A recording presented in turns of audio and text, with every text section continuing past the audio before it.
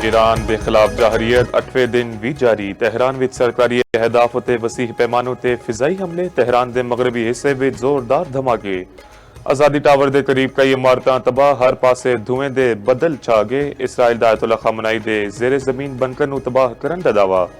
Iran विच 3000 तो वध अहदाफ नूं निशाना बनाया गया। अमरीकी फौज ने एक हफ्ते का डाटा जारी कर दिता। अमरीकी फौज की सेंट्रल कमांड ने दावा किया कि एक हफ्ते विच ईरान के 43 जंगी जहाज तबाह कर चुके ने।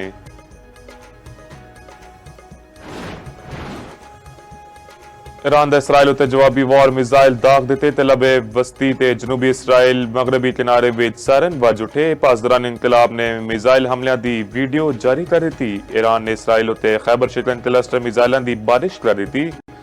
हमले के बाद लबे विच हर पासे अफरा तफरी, तबाही के मनाजिर। सूरत हाल बराह रास्त दिखाने वाले कैमरे नूं मोड़ दिता गया।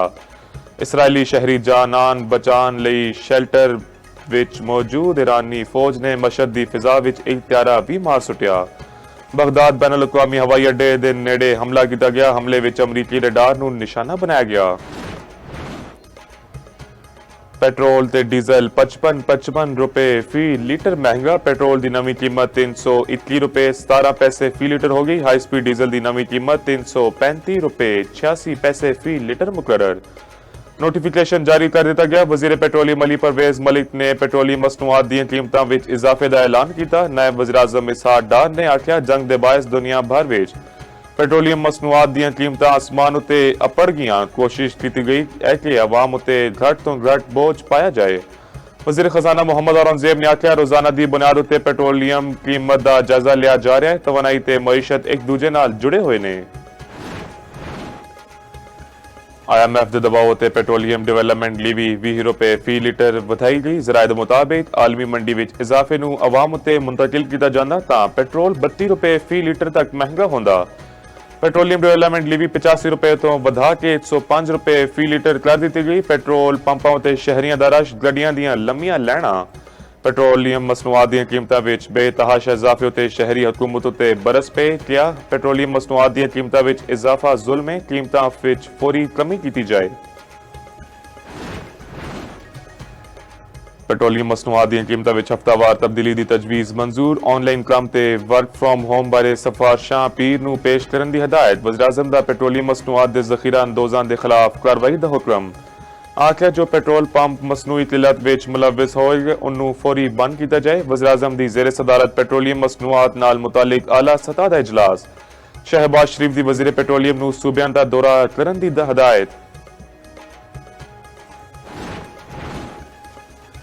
अफगान तालिबान ते फितना ख्वारिज के खिलाफ ऑपरेशन ग़ज़ब अल हक़ जारी। पाक फौज दियां कामयाब कार्रवाइयां। सिक्योरिटी ज़राए के मुताबिक पाक अफगान बॉर्डर ते करम सेक्टर विच पाक फौज की अफगान तालिबान के खिलाफ कामयाब कार्रवाई। कई पोस्टां तबाह।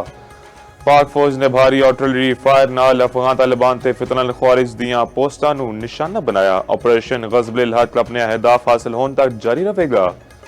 वफाकी वज़ीर इत्तलात अतौला तारड़ ने दसिया हुण तक 527 अफगान तालिबान मारे गए जबकि 755 जख्मी ने।